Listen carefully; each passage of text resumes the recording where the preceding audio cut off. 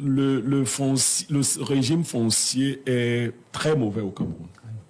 Il est déjà très mal organisé. Il y a jusqu'à 3 administrations qui gèrent le régime foncier et qui se marchent les unes sur les autres.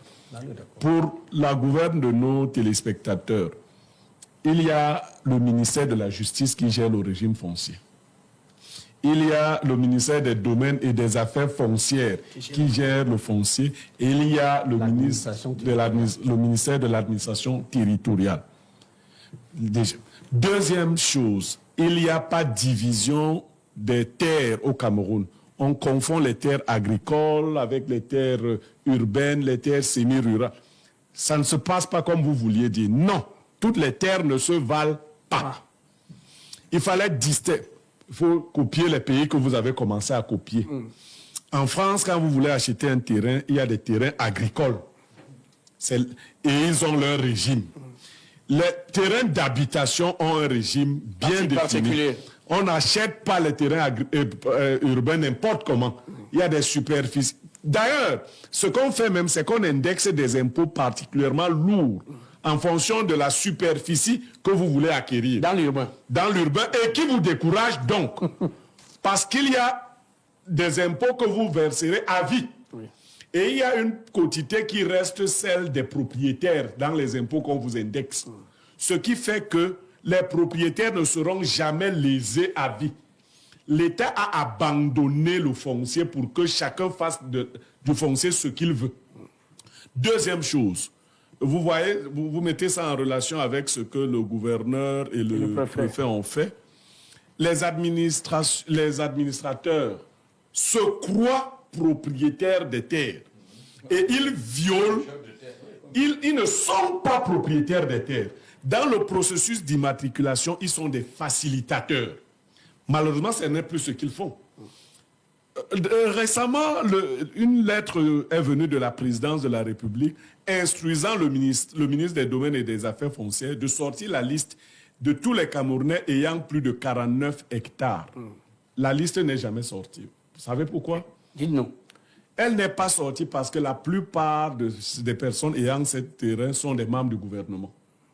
Or, la loi interdit au préfet qui donne les concessions de donner plus de 49 hectares. Le préfet ne peut pas signer sur plus de 49 hectares, c'est le chef de l'État. Or, le chef de l'État voulait voir clair sur toutes les autres concessions qui ont été faites à partir de 50 hectares en montant. Il allait y retrouver plein de membres de gouvernement, plein de députés, ainsi de suite. Des sénateurs et tout. On a bloqué le système. Mais il viendra bien un moment où quelqu'un va vous obliger à lui donner cette liste-là, où vos noms vont sortir. Et quand on ne dit pas plus de 49 hectares, ils font un petit banditisme. Vous savez comment ils font? Voilà quelqu'un qui acquiert 500 hectares. Il fait fabriquer 12 titres fonciers de 49 hectares chacun, sur les mêmes superficies. Donc il croit que ça signifie qu'il n'a pas eu plus de 49 hectares. Non! On va additionner tous les titres fonciers dans la zone. Et s'il y a des prêts de nom, par exemple, qui se... Ça aussi, on a la possibilité. Je dis que c'est mal organisé. Donc, il faut réorganiser le foncier. Vous avez vu le premier président de la Cour indexer le ministre des Domaines et des Affaires foncières. Je vais vous dire que s'il l'a indexé, c'est parce que lui-même, le premier président de la Cour, est une victime. C'est pour cela qu'il s'est trouvé obligé, oui, de régler ses comptes directement en indexant. Mais le problème est national. La question foncière va nous attirer beaucoup de problèmes. Elle est mal adressée. On laisse des prédateurs. On laisse des... Au sujet de Douala, on vous fait savoir que le personnage, parce que la personne est citée dans le document qui est allé au MINAT, comme étant un sulfureux prédateur foncier. Mais, parce qu'il y a 9 hectares déjà. Non, je vous dis, si on rentre... Non, moi je ne...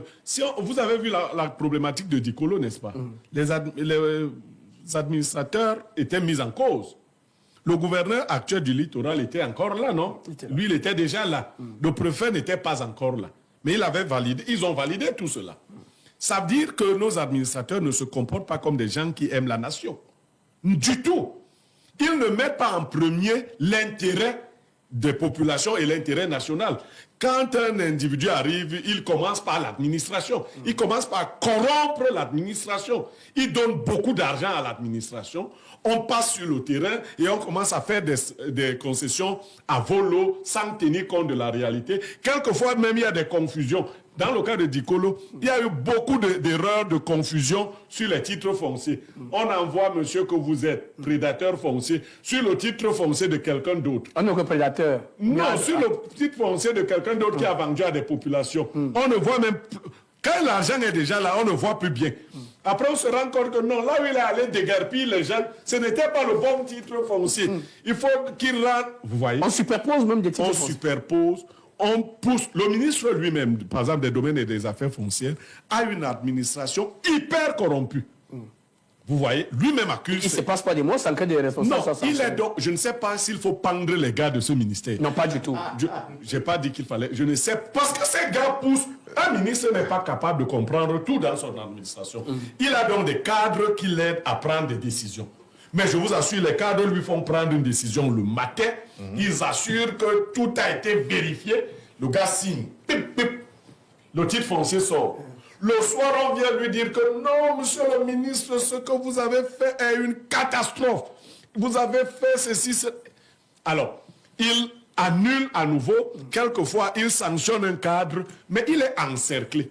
Et comme chez nous, regardez le vice. Vous regardez les faux gouvernements qui sortent récemment. Bon, regardez ce ministère. On l'a d'abord... On le jongle entre les Bafia et les Etoun. Vous n'avez pas observé ça? Dites-nous. Mais observez que c'est un ministère, quand il n'est pas entre les mains d'un Bafia, il est... Non, c'est très important. Moi, je lis le Cameroun. Il est entre les mains d'un Etoun. Mais cette conception patrimoniale des ministères est dangereuse. On a dit que si on enlève ici, on va mettre une Donsoumette. Ah bon? Je vous informe. On enlève ici, on va mettre une C'est Donsoumette. une révélation. Il n'y a que chez les Bassa, quand on enlève un Bassa, on ne met plus jamais personne.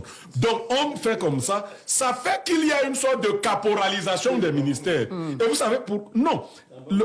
Allons-y. On voudrait que le ministère, par exemple, actuellement, le ministère des Domaines est entre les mains d'un Etoun, qui a mis aussi d'autres Etouns. Si on l'enlève, il faut laisser un Etoun là pour que le ministère ne se perde pas. Il était d'abord entre les mains... Il était d'abord entre les mains des Bafia. Voilà. Bon. Oh, quand je dis Bafia ou Etoun, ne voyez pas vraiment la communauté.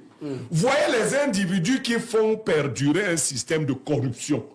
Il faut que les mêmes qui étaient là restent, que le noyau dur reste, pour qu'on ne vienne pas tout saccager. D'accord. On devrait mettre des technocrates à la tête des ministères, et ceux-ci doivent avoir des feuilles de route.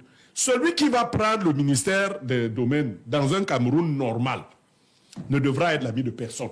Il devrait être froid. Non, il ne devra être l'ami de personne, surtout pas des richissimes.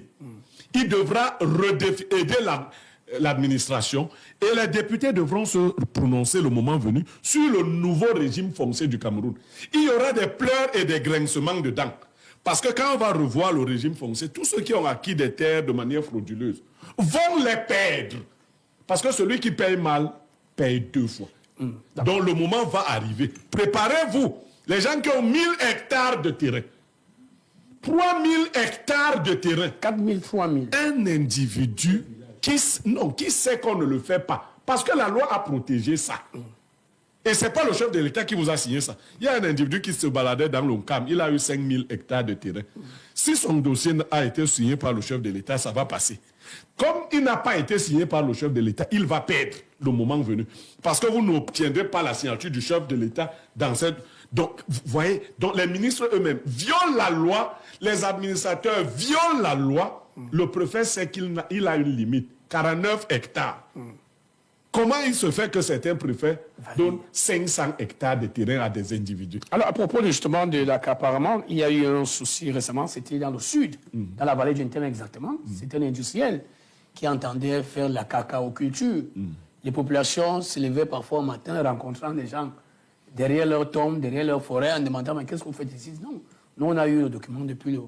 Oui, on parle d'une situation qui serait issue d'un devoir, ils s'appelle ça comment, lorsque l'État a des besoins particuliers. Utilité publique. Utilité publique. Non, l'utilité publique a été déformée. Aujourd'hui, à Dikolo, on a cassé pour une utilité privée. C'est-à-dire un individu veut construire son hôtel pour se faire de l'argent. On a cassé les gens pour cause d'utilité publique, mais c'était une utilité privée. SMS. Il faut faire très attention. SMS.